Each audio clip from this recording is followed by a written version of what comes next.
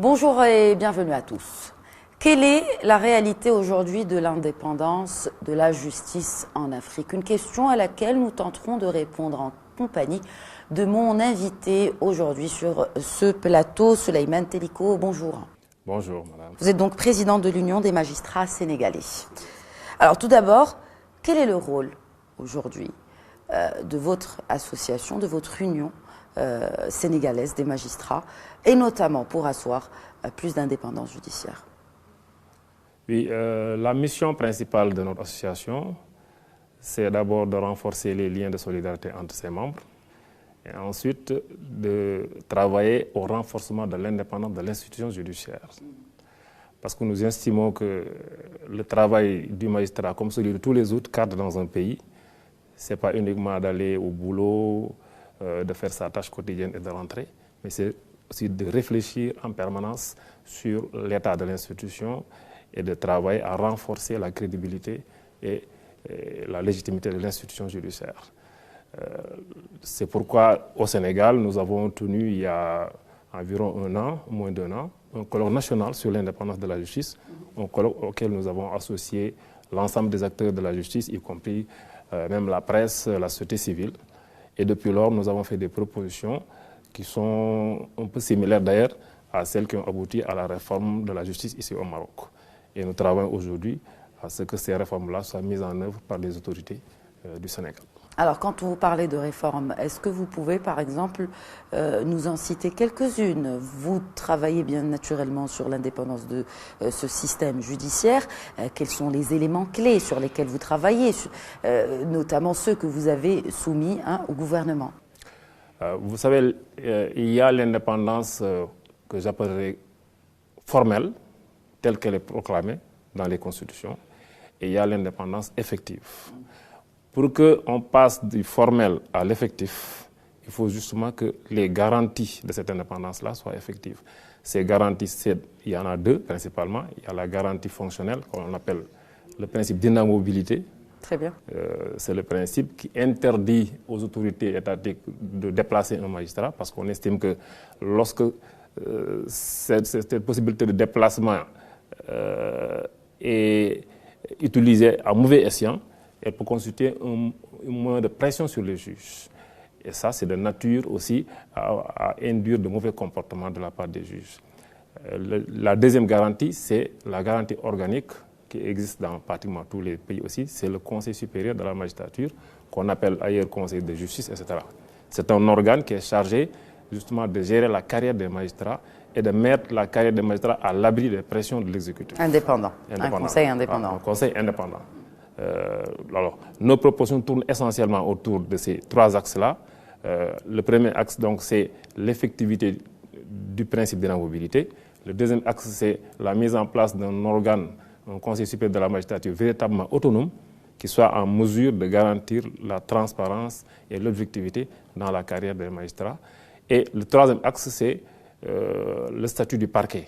Parce que nous avons aussi constaté que l'essentiel des critiques aujourd'hui qu'essuie la justice provient justement du statut du parquet.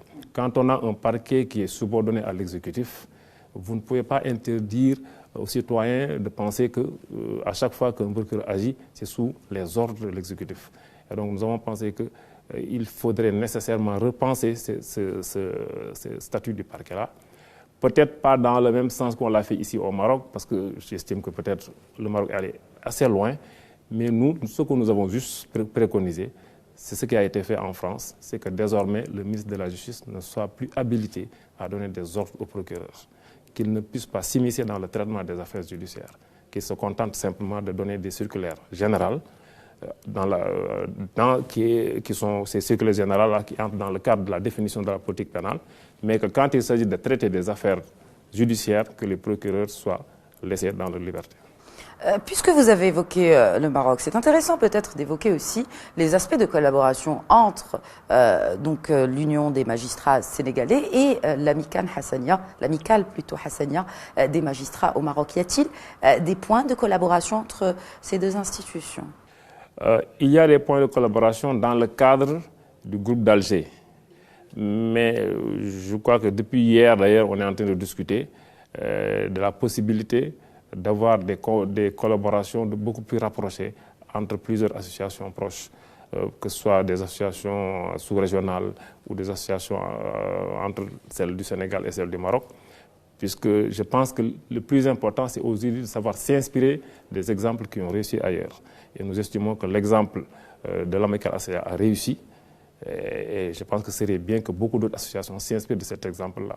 Hier, quand j'ai entendu le rapport qui a été fait en cérémonie d'ouverture, ça nous a confortés dans notre conviction que s'il y a des acteurs engagés, s'il y a une opinion publique suffisamment sensibilisée et s'il y a également une volonté politique affirmée, il n'y a pas de raison qu'on ne puisse pas aboutir à nos objectifs-là. Puisque vous évoquez cette entraide entre plusieurs pays africains et sous-régionaux, justement, on parle beaucoup d'intégration régionale en Afrique, économique notamment, sur d'autres aspects également. Est-ce qu'on ne peut pas aujourd'hui penser à plus d'union entre justement les unions des magistrats africains pour porter peut-être un message et pour travailler peut-être ensemble, comme vous avez dit, peut-être prendre exemple ou en tout cas échanger sur les meilleures pratiques, en l'occurrence, pour plus de transparence, pour plus aussi d'indépendance de ce système judiciaire. Vous avez parfaitement raison. Nous avons abordé cet aspect-là lors de la réunion du groupe d'Alger le dimanche passé et nous nous sommes dit qu'il ne fallait pas laisser les associations travailler seules dans leur pays, de façon isolée. Il faudrait que chaque association sente le soutien que lui apporte le groupe d'Alger dans son ensemble. Car au fond, les problématiques sont des problématiques transversales. Il y a peut-être des spécificités locales, mais c'est des problématiques transversales. Et sur ces problématiques transversales, il est important que l'on travaille de manière unitaire. Et ce, malgré la différence des systèmes judiciaires appliqués dans chacun des pays. Oui, il y a des différences de systèmes, mais comme j'ai dit, le souci de renforcer l'indépendance de la justice, c'est un souci qui est transversal. Et l'impact ou la corrélation entre la justice et la situation économique, c'est aussi une préoccupation universelle. Donc je pense que sur ces questions universelles-là, il est important qu'on puisse travailler de manière unitaire. Sur une question justement universelle aussi, je parle en l'occurrence du fonctionnement du groupe africain des magistrats. Est-ce qu'aujourd'hui il y a des freins pour que sa voix soit entendue sur le niveau international? Oui, je pense que nous devons surtout nous améliorer sur le plan structurel, puisque le fait de se rencontrer une fois l'an ne me semble pas suffisamment structuré pour pouvoir nous permettre de faire entendre notre voix. Il est important qu'à l'image d'autres associations, on a l'association européenne des juges, on a l'association américaine, il faudrait qu'aussi au niveau africain, qu'on se rencontre en dehors même de la rencontre annuelle, qu'on puisse faire des rencontres thématiques sur des questions spécifiques pour qu'on puisse dire, voilà, sur cette question-là, voilà la solution préconisée par les magistrats africains. Et qu'est-ce qui vous empêche justement à vous réunir plus souvent? C'est peut-être il y a des questions de moyens aussi, parce qu'il y a des associations qui n'ont pas suffisamment de moyens. Vous avez sans doute suivi un peu les débats, il y a même des associations qui ne sont pas venues parce qu'il y a des questions de moyens. Donc ça se pose. Mais je pense qu'il faut peut-être que l'on fasse preuve d'imagination pour que les moyens des plus nantis puissent profiter aux autres. Aujourd'hui, il y a grève toujours au Sénégal des petites mains, on va dire, du système judiciaire, des greffiers et en tout cas du personnel administratif oui, effectivement. Des tribunaux. Oui, effectivement. Ce sont les greffiers qui sont en grève depuis pratiquement 2 à 3 semaines. Et ça aussi, sur cette question-là, nous invitons les autorités étatiques à prendre les mesures idoines pour éviter aussi que le service public de la justice continue à être perturbé à ce point. Je pense que c'est important. Il y a eu des accords signés entre les greffiers et les autorités étatiques.